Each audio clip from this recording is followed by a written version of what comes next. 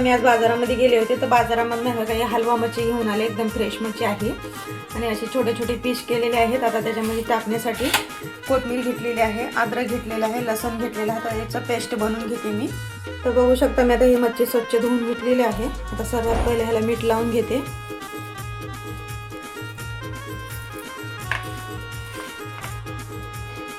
हे कॉर्नफ्लॉवर घेतलेलं आहे, कोथिंबीर, अद्रक, लसूण ह्याचं पेस्ट घेतलेलं आहे बनवून मी.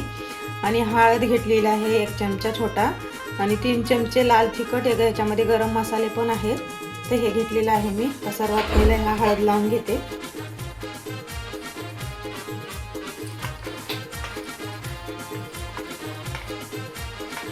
कोथिंबीर, अद्रक, लसूण ह्याची पेस्ट.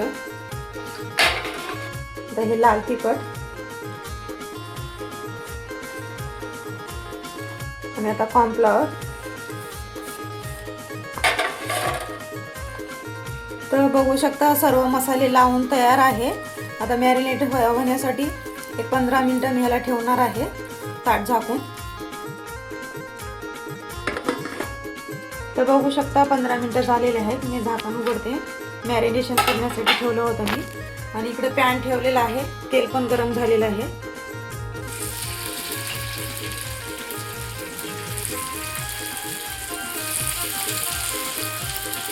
आणि मंद आचेवरतीच बनवणार आहे.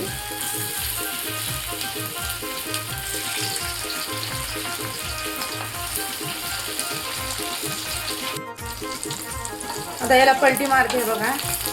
चिटकली ना काय, एकदम भारी मच्छी झालेली आहे.